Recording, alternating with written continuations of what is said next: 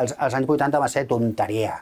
Vam ser, ja som lliures, deixem-nos atar, traiem-nos la caspa, anem a disfrutar, anem a riure, que també està bé, també està bé.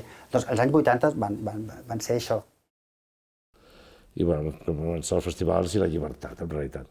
És important el de la pastilla anticonceptiva i el sexe. I el de les drogues i els porros també era una mica lliberació, però bueno. I sobretot l'entrada de pel·lícules i de llibres que amb el Franco no havien entrat. Ostres, una bocanada d'aire lliure, va entrar aire lliure de fora.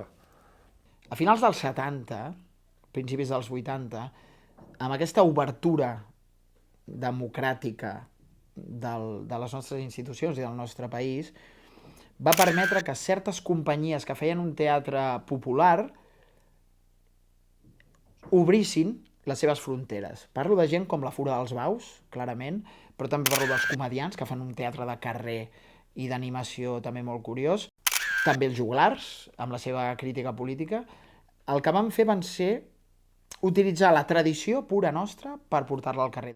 Tots són pobles. El Clot era el seu poble, el Poblenou era un poble, Sarrià, per descomptat, era un altre poble, tothom tenia el seu poble. A part del centre de Barcelona ja era per, jo què sé, per la festa, per gaudir, per compres.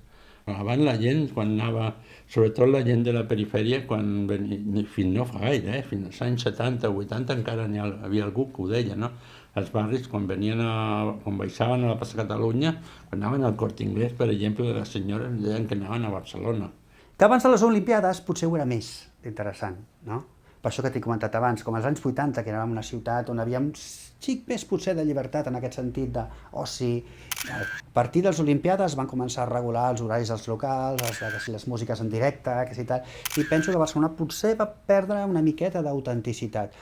Llavors hi havia discoteques, me'n recordo que hi havia la discoteca 666, que estava més cap al Poble Nou, altres que s'anaven més al rotllo Costa Breve, que eren més pijillos, altra banda Nick Cabana.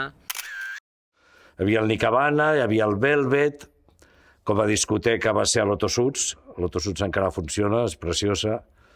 Del Dani Freixas hi havia el Self i el Sassà. I estava, doncs, als anys 80, estava de moda l'Estudio 54, que era una rèplica una mica de l'Estudio 54 de Nova York, que estava al paral·lel. Una època de molta llibertat, de molta juerga, clar, jo parlo personalment del que vaig viure, no? Tens que pensar que eren altres èpoques. La comunicació es feia per una postal, encara per correu i per postal. Teníem un telèfon contestador de casa meva, on dèiem el próximo jueves la discoteca serà tal.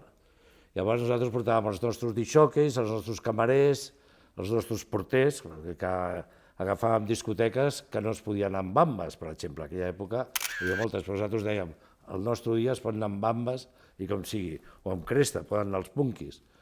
Ostres, els porters que tenien, es quedaven així.